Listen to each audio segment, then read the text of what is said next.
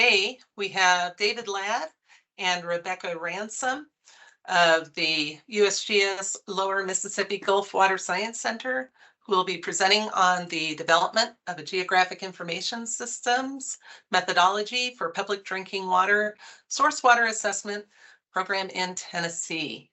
I do have a brief announcement, but before we get started on that, this call is being recorded and we will make that available to the public on our USGS site and our YouTube channel. So we'll send out that information once that recording is available.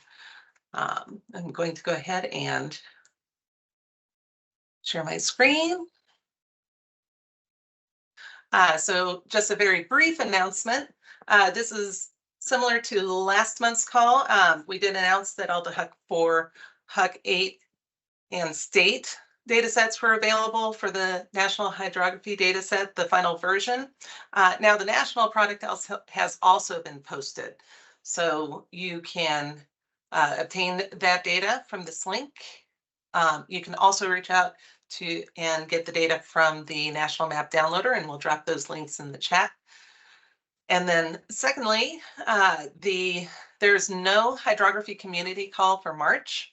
NGP will be attending the AWRA, the American Water Resources Association, 2024 Geospatial Water Technology Conference in Orlando, Florida that week. So if you're attending, stop by and talk to us at the USGS booth, and be sure to go to Sue Buto's keynote presentation.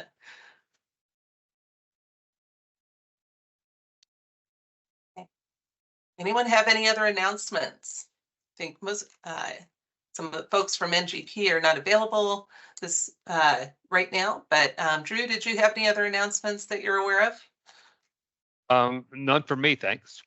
Okay. In that case, I will turn it over to David and Rebecca. Okay. Hi. Thank you very much for inviting us. David and I are really excited to share some of our work that we've been doing on the development of a GIS methodology for the public drinking water source water assessment program in the state of Tennessee. My name is Rebecca Ransom. I am a hydrologist here at the Lower Mississippi Gulf Water Science Center in Nashville, Tennessee. I have a bachelor's degree in environmental resources engineering from Cal Poly Humboldt, which used to be Humboldt State University, with a focus on water resources in general. And then I worked on some membrane water research there to treat landfill leachate.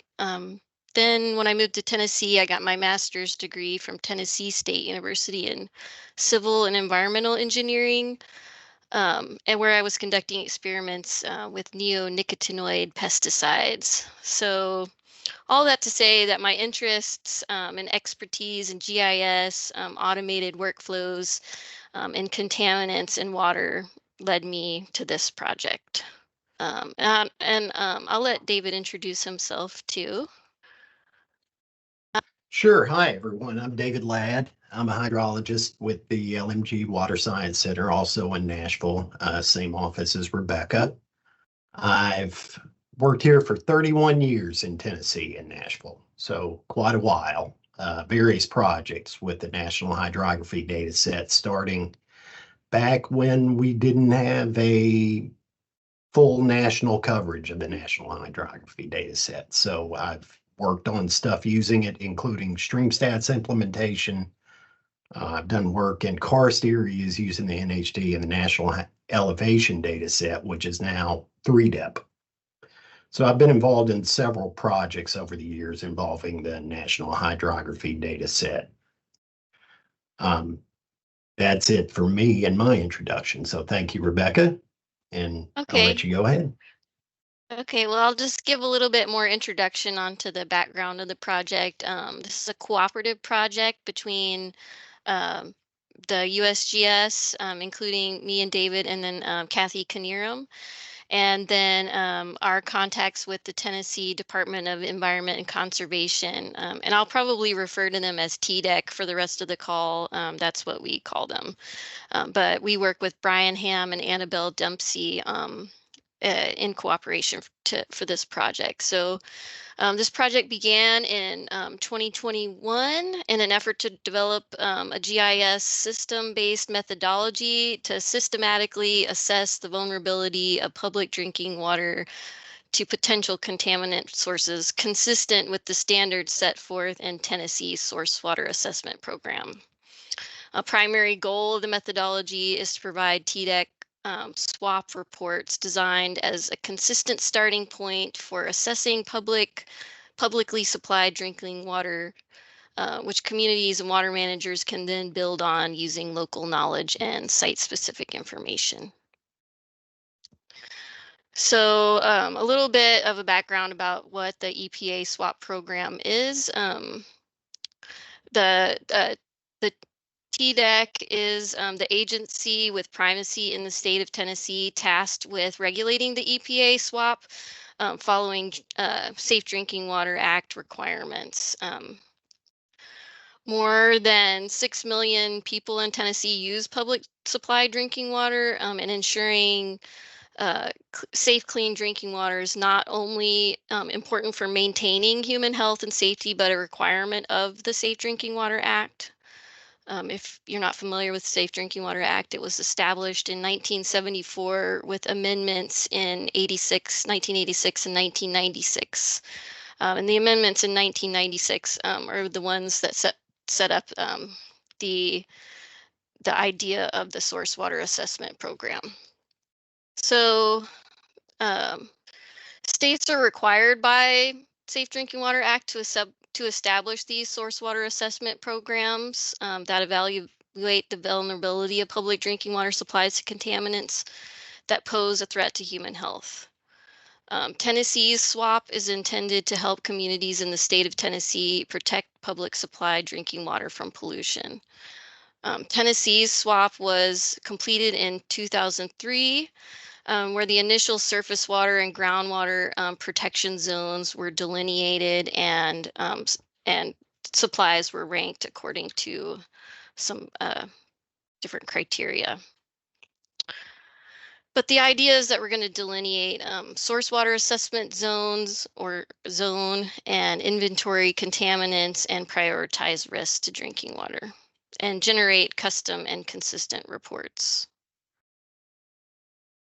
So the decision to update, improve, and automate the state's SWAP approach was made because SWAP reports are prepared by public water systems using the initial assessment areas completed by TDEC and public supplies in 2003. They're inconsistent in their format across different systems.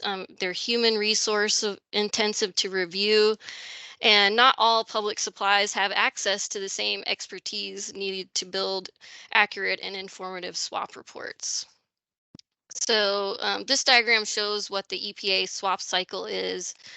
And then the little brown box is the part of the SWAP cycle that this tool that we're building addresses. So in the tool, we can identify public water supplies, delineate surface water assessment zones, and critical wellhead zones. We can inventory known sources and potential sources of contamination. And we're developing a susceptibility score for each public water system. And then finally, it outputs a custom report. The decision support system is built as a custom ArcGIS Pro toolbox. This allows our TDEC cooperators to easily implement the tool. It leverages Python to run the processing scripts on the back end, and LaTeX to generate custom reports. LaTeX is a document preparation system. And so we're calling it TN Swapity because Source Water Assessment Program Python Toolbox.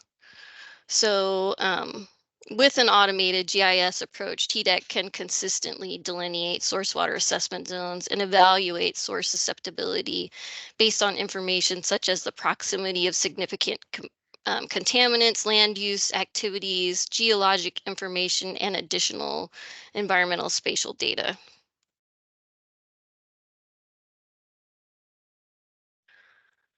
So the methodology implements Tennessee SWAP requirements and summarizes the current state of public drinking water supplies in Tennessee.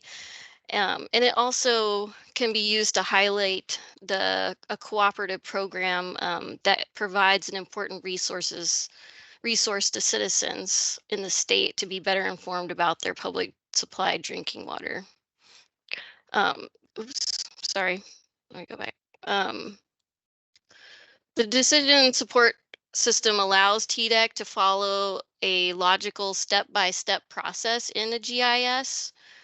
This is a screenshot of what the toolbox actually looks like. We've split it up into two toolboxes recently, where one is what we call the setup toolbox. It's designed to be ran less frequently when certain inputs from the safe drinking water information system need to be updated. And then this create assessment zones for surface water is our new tool too that David's going to be talking about. But basically what it's doing is it's going through the step-by-step process to set up the tools. We delineate surface water assessment zones and critical wellhead zones. We can locate source information and run error checking on sources. We're preparing report folders with files for public water systems. And then we can inventory potential contaminant sources. We're developing a susceptibility rating and outputting the report.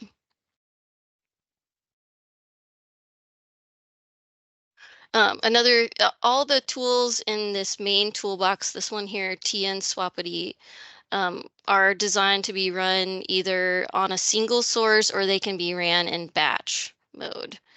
And all these setup tools, except for number 4, the surface water assessment zone tool, 1 through 3 run in batch automatically, and 4 can be ran in batch or on a single source.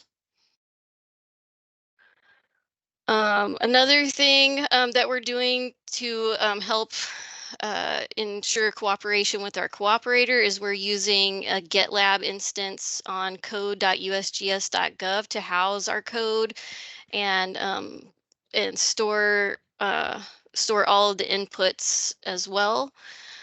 This allows TDEC to get updates as necessary on the tool, and we also use what's called issue tracking for project management and bug checking. So that also allows our cooperators to have a way to communicate with us about parts of the script and a place to record when issues have been taken care of.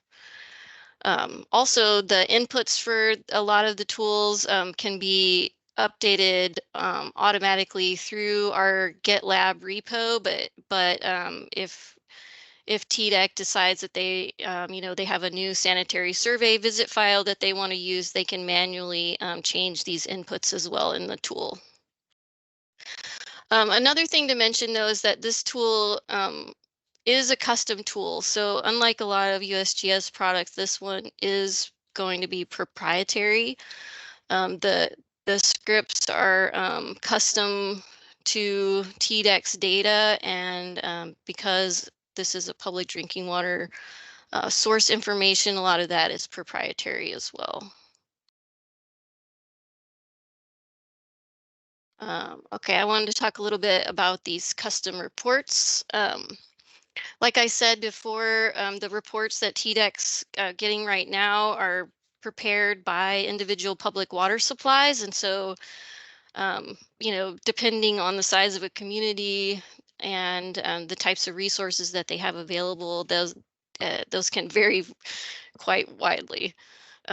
But these custom reports that we're creating are going to be consistent across all public water supplies, and they include information such as primary county, the number of service connections, approximate population served, public water supply type, the number and types of sources, and emergency and continuous connections. The custom reports also have maps of all the locations of the public supply sources with associated source water assessment zones, potential contaminant sources.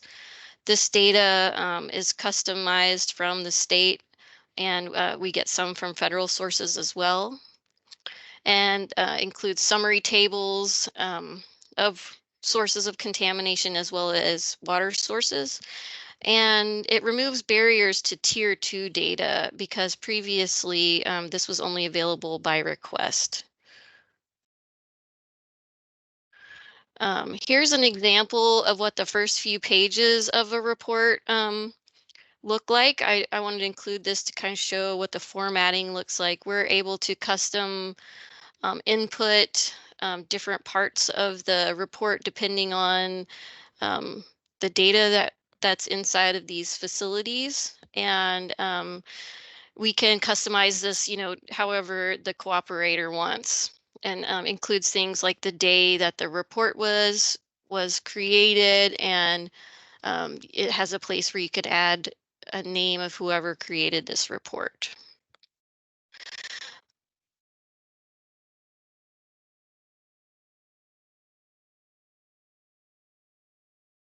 Here is an example of some of the maps that get created. These are what we call Zone 2 wellhead protection zones. This leverages ArcGIS Pro templates in a scripted environment. This allows us to include all the pertinent spatial data in a consistent and easily digestible way. Like I said before, the reports were not consistent. So this way, when somebody is looking over these reports at TDEC, all the maps look similar, so that they don't have to try to learn how to read the map every single time. The map templates also use symbology files, and then this explanation includes like counts of each type of potential contaminant source and how many sources are in each zone. And then in addition to the maps, we also create these summary tables. So here's one of a summary table of sources. And then they're redacted, of course, to protect the public water supplies. And then this one is where everything's redacted is a contaminant table. And we include things like the agency that's in charge of regulating the potential contaminant source. It has lat longs and names and IDs for the public supplies to go over.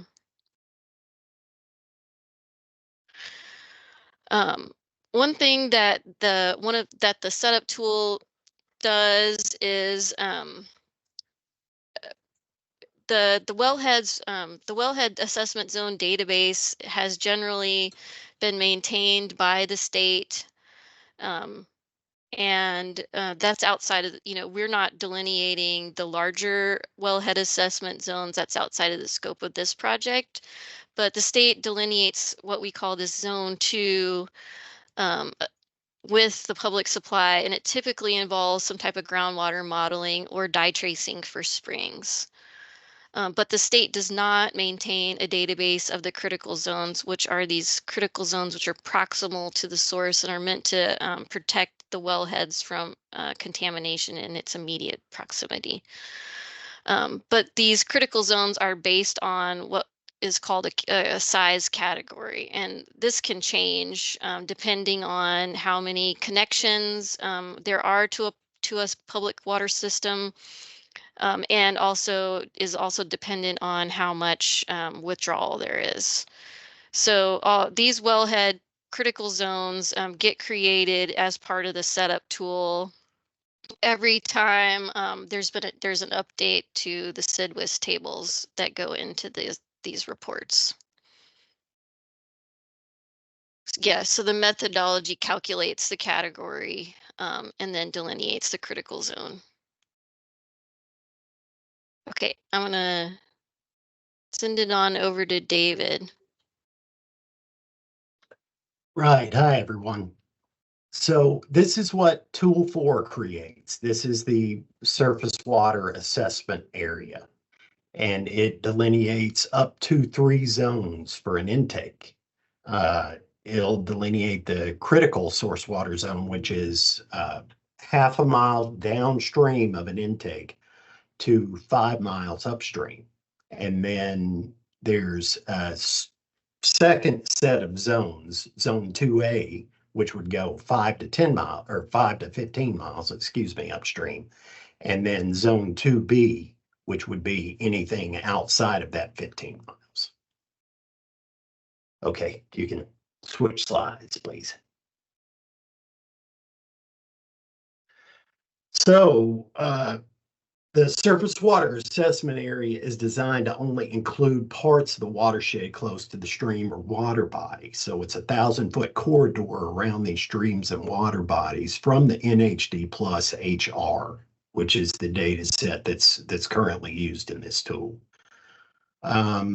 From that data set, and you guys who have used NHD plus, you know, there's a ton of stuff in there. We kind of culled it down to the necessary things to use for this tool.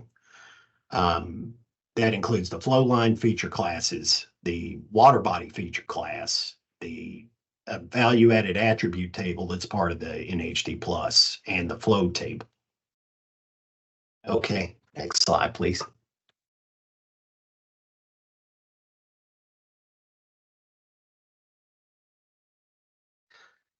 So in terms of NHD plus HR utilization, what the tool does is do flow line tracing using that NHD plus flow table on the flow lines.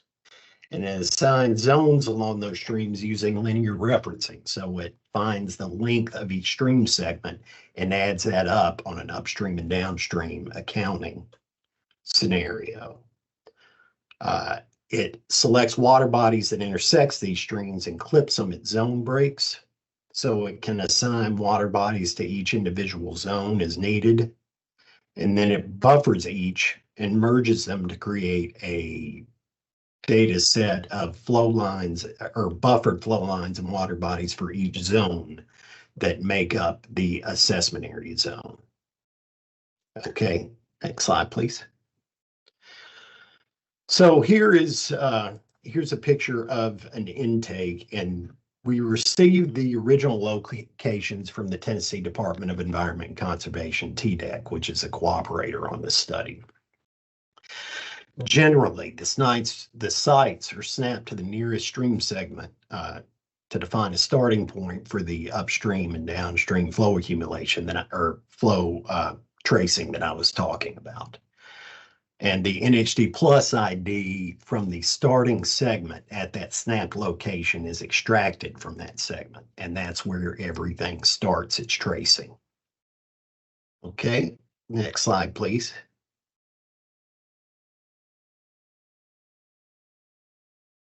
So the flow lines possess a unique NHD plus ID for each segment. And there's this flow table that includes both from NHD plus IDs and to NHD plus IDs.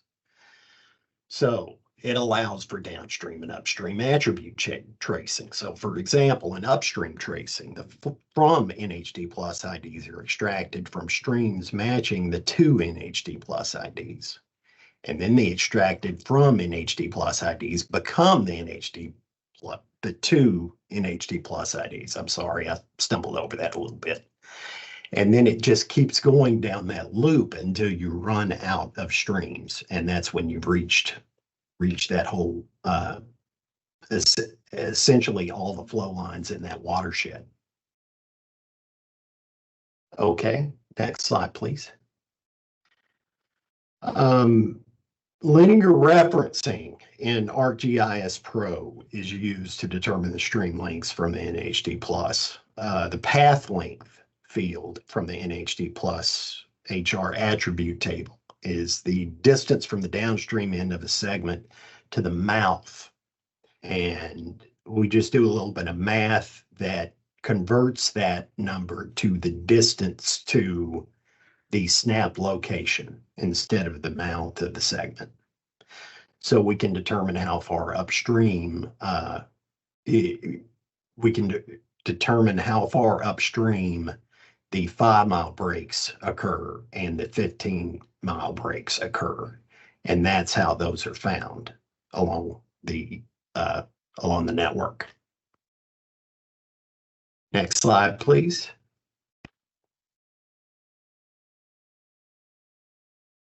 So water body features intersecting streams in the assessment area are also included. The water bodies that span the assessment zone breaks are clipped perpendicular to the direction of flow.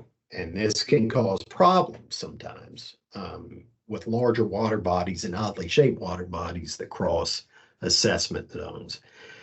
This is not to harp on the tool's problems, but this is still an issue we're experiencing with the tool is some of these water bodies are oddly shaped. And when you try and clip something perpendicular to a flow line, you might not get a good clean cut of a water body.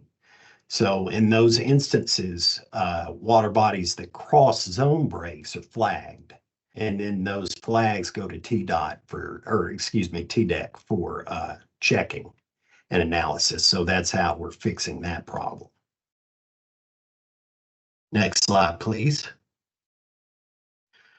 So at the end of the tool run, all the features that are within that assessment area in that 1,000-foot corridor are merged together to create polygons for each individual assessment zone. So for each intake, all the critical zone area is combined, everything upstream of that, and zone 2A is combined, and if there's a zone 2B, it's combined too. And that's essentially what the tool does to create the surface water assessment area. And now I'm going to turn it back to Rebecca. Okay. And I'll answer. I've got a question in the chat about the potential contaminant sources, so I'll try to answer that while I'm going through this. The potential contaminant source inventory currently is using data from TDEC provided data in the form of CSV files where feature classes are created based on the lat longs of the columns. This allows the data to be updated as needed. And then the contaminant inventory tool collates the data into shape files by clipping the contaminant data to the extent of the assessment zones. The data is summarized in the table as reports, but more detailed information is maintained in a master folder for the public supply. So the question that Christopher Miller asked in the chat is, so are the potential sources of contamination only regulated activities? The original source water assessment process looked beyond regulated sites. Is the focus now on regulated only?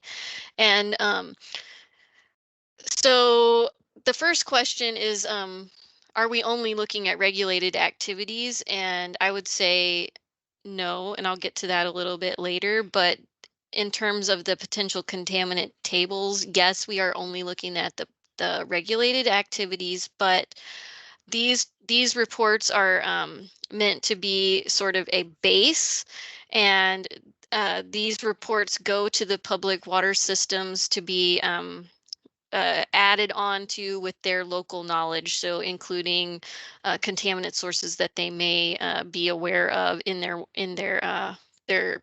assessment zones.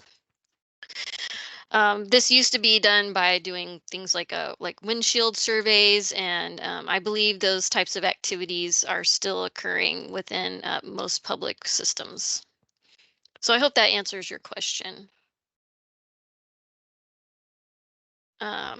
The main potential contaminant source inventories that we're looking at currently are the underground injection control sites, the tier 2 facilities, which are hazardous waste storage, other hazardous waste facilities, underground storage tank facilities, like gas stations, Department of Remediation sites, and Division of Solid Waste Management facilities. And currently we're getting, you know, whatever data that the state wants to use for these, the state provides us with these data.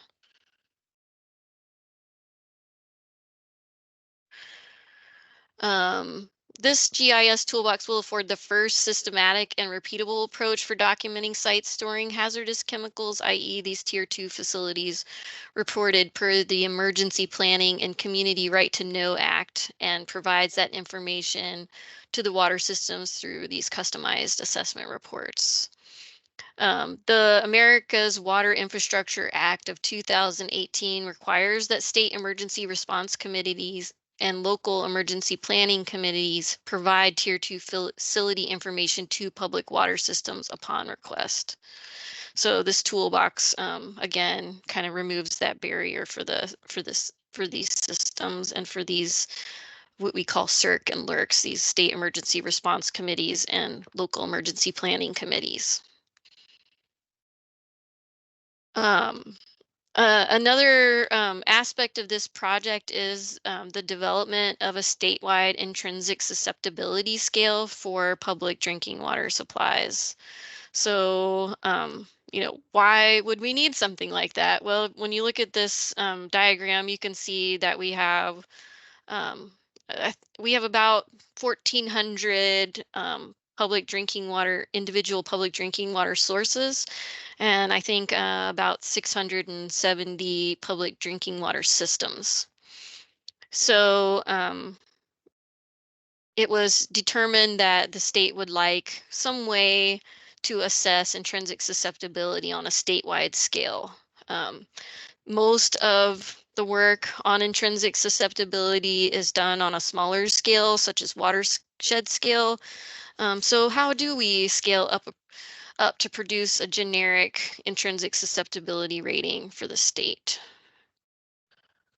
So the way we've been approaching it so far is we've kind of decided on some different layers that we're going to be using, and we've been developing what I like to call a compound risk analysis for intrinsic susceptibility.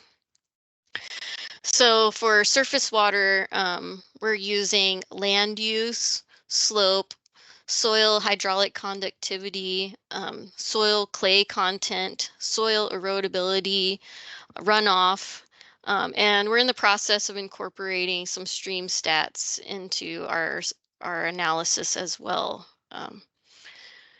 For groundwater, we're also using land use, slope, soil, hydraulic conductivity, clay, but we're also looking at soil available water content, recharge, and the multi-order hydraulic position, lateral position, first and fourth order. So environmental data is usually very skewed. So we're normalizing the data using 6 quantiles. This allows us to have a consistent 1 through 6 scale for all of our risk indexes for the intrinsic susceptibility. So we take the data and we use a quantile formula to distribute the data into a 1 through 6 rating. And depending on how we've set the rating to go from high to low susceptibility, it could either go from 1 to 6, either direction. So the one that we didn't use, the same type quantile distribution, is for land use. Instead of using quantile distribution, we categorized different land use ratings and gave them a score. So forest being the least intrinsically susceptible to contaminants, and bare earth or water being the most susceptible, and you know, ag land at number 2, ag crops at number 3, urban number 4, and urban commercial industrial for number 5. The intrinsic susceptibility for groundwater and surface water uses the same land use rating. Oh, and you might have noticed too that this data extends beyond the boundaries of the state of Tennessee, and that is because watersheds extend beyond the boundaries of Tennessee. And so we assess for the zone 2A and 2B of surface water zones, we look at the whole watershed. So here's an example of how we're rating these hydrologic variables. I've got slope, runoff, and recharge here. So areas of low slope have a lower intrinsic susceptibility for surface water, whereas areas with higher slope have higher intrinsic susceptibility, because this is going to influence runoff into the surface water. And similarly, for groundwater, a high slope has a lower intrinsic susceptibility for surface water because the water is running away from the groundwater source potentially. And if it has a lower slope, the ground is generally flatter and has more chance for things to percolate and potentially incorporate into the groundwater. Surface water intrinsic susceptibility for runoff, kind of a similar concept to slope. And, oops, sorry, wrong. Apologize for that. Here's an example of what the raw raster data looks like, symbolized. As you can see, it's going, it's highly skewed here. And it's going from 1 to 325. And so I will show you what the weighted slopes look like for surface water and groundwater. So we took that raw raster, we used a quantile distribution to give it a rating from 1 to 6.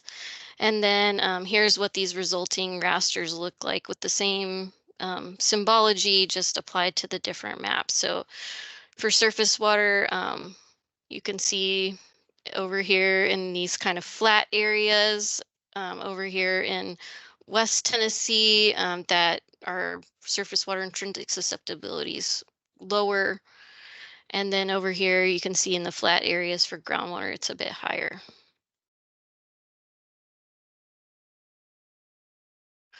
We also use some soil variables. Like I said, we have hydraulic conductivity for groundwater and surface water. They're oppositely ranked.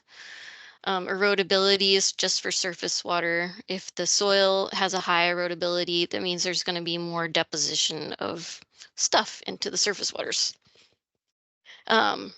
Meanwhile, high clay is also going to kind of prevent, or high clay is going to encourage more runoff and things to not go into the ground. And so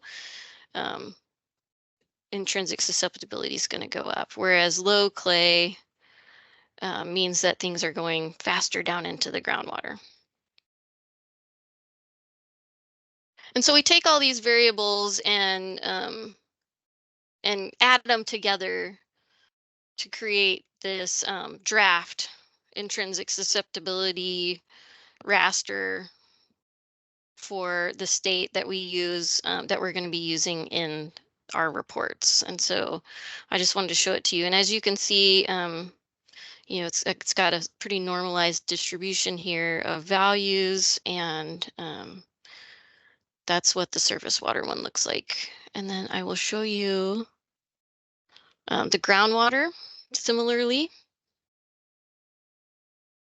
And then how are we going to use this, use this data? So we're still in the process of figuring out exactly how we're going to implement these intrinsic susceptibility rasters, but here's an example of what, a surface water protection zone with all 3 zones looks like over one of these intrinsic susceptibility rasters. Some of the data will go in point data around the source, and then other indices may be averaged across some of these zones. And that's it. If anyone has any follow-up questions, please feel free to contact Rebecca or David directly, if that's all right with both of you. And thank you so much for the excellent presentation. And thank you everyone for participating. I've also dropped the links to access the final NHD products, as I promised earlier in the call, into the chat. And yes, thank you again. Remember, there is no March hydrography community call. We will resume in April. Thank you, everyone, and have a wonderful day.